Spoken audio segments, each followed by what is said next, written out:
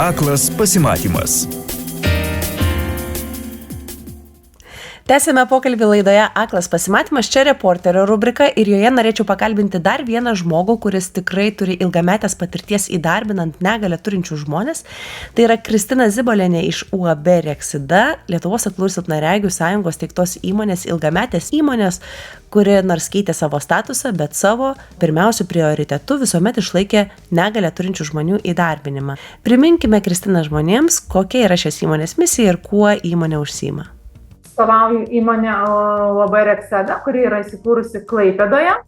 Ir pagrindinė misija yra, aišku, kad padėti žmonėms su regos negalia ir kitomis negaliomis susirasti darbą, pristaikyti darbo vietas ir turėti užimtumą. Mūsų pagrindinės užduotis yra, kurias mes gauname iš savo užsakovų, tai įvairios paslaugos, supakavimas, suklijavimas, sudėjimas įvairios furnitūros, detalių. Tai atliekame įvairiausias paslaugas, ką tik reikia, tą ir supakuojame. Kaip juokaujam, reikėtų ir dramblį supakuotume. Ką jūs, Kristina, galvojate apie negalią turinčio žmogaus konkurencingumą darbo rinkoje? Galėtumėte patvirtinti ar sugriauti mitą, jog žmogus su negalia darbo rinkoje yra nekonkurencingas? Tai priklauso nuo žmogaus. Sakyčiau, kad dirbdama šitoje įmonėje pažinau labai daug talentingų žmonių su regos negalia ir kitomis negaliomis, kurie dirba kitose įmonėse arba tiesiog dirba pas mus ir išėję vykdo kažkokias papildomas užklasinės veiklas, kurie yra labai talentingi ir aš žaviuosi jų gabumais. Tai kaip jie įkuria įmonės, tai kai jie kažką daro kitą. Nes lygiai taip pat ir sveikieji gali būti nekonkurencingi, jeigu jie yra neveiklus, nesiekiantis ir pametę optimizmą save kažkur kažko laukiantis. Tai iš dalies jūs esate teisi, iš dalies ne.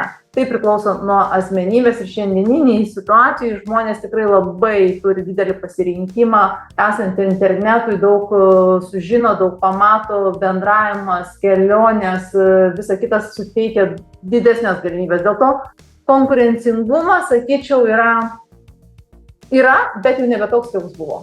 Per savo ilgus darbo metus įmonėje, Kristina, jūs įdarbinote jau daug negalią turinčių žmonių. Kas jums padėjo nusikratyti tokių baimių, suteikti darbo vietą žmogui, kuris dirba kažkaip kitaip ir kas galėtų padėti kitam darbdaviui priimti tokį sprendimą? Aš baimių ir nuostatų neturėjau, nes šeimoje turėjau tėtį su negalia. Dėl to puikiai žinau, kas yra neįgaliųjų bendruomenė, ką jie gali, kokie jie nuoširdūs, optimistiški, kiek daug gali nuveikti.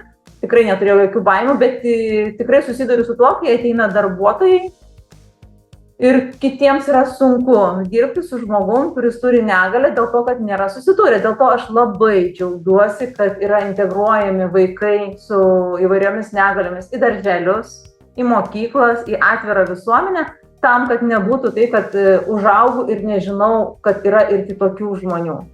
Tai pradėkime tai nuo mažų žmogučių, tada jie užaugę, neturės jokių baimių kažkam kitam. Visiškai su jumis sutinku, Kristina, daugybė dalykų prasideda nuo mūsų vieni kitų pažinimo. Na, jeigu kalbėtume apie praktinę darbuotojų paiešką, kaip jūs atrandate savo darbuotojus ir kaip vyksta darbuotojų turinčių negalią paieška?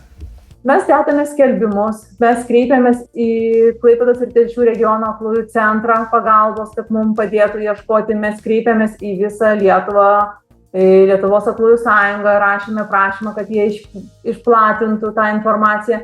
Mes kviečiame visus, mes dirbame su užimtumo tarnyba, informuojame, kad mes ieškome darbuotojų. Tai kiek galime, tiek plačiau visuomenį informuojame, kad mes ieškome. Pirmiausiai visada suteikiame žmonėms su regos negalia darbą, stengiamės pasiūlyti, paskui šalia jau lygiagrečiai kitos negalios.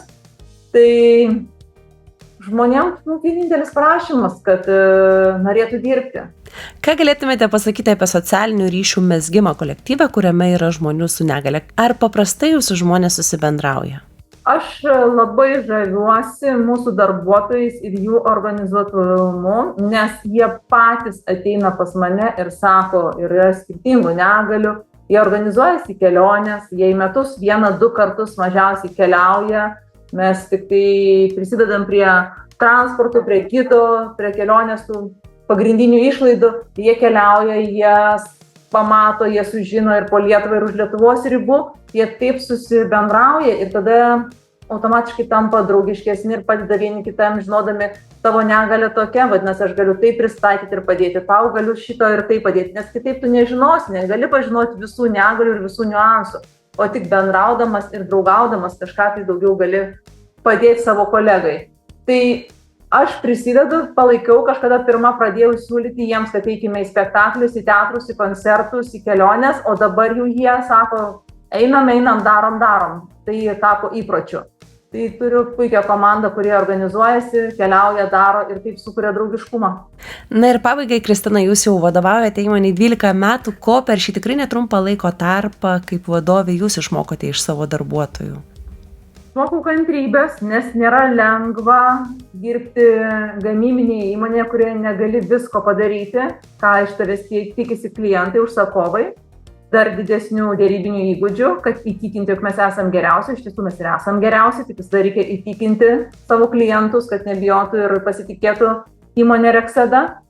Tai dėrybiniai įgūdžiai, kantrybė ir labai didelė tolerancija žmogui. Aš mokusi iš mūsų darbuotojų mokėti džiaugtis smulkiais mažais dalykais, taip kaip jie moka tuo džiaugtis. Mes kitą kartą net nepastebim, nebevertinam tai, kad mes girdime paukščiukus, matome žalią žolę, dangų, tai ko kiti nemato, nesupranta, negirdi. Tai vat aš šito iš jų mokinuosi kiekvieną kartą įeidama į gamyklą, padėkoju, kad visą tai galiu matyti ir girdėti ir pasidžiaugiu už savo darbuotojus, kurie moka džiaugtis irgi taip, kuo jie gali. Pasinaudosiu galimybę, pakviesiu visus žmonės su regos negalia, kurie galvoja, kad kažką gyvenime nori pakeisti ir galbūt miestą ir darbovietę.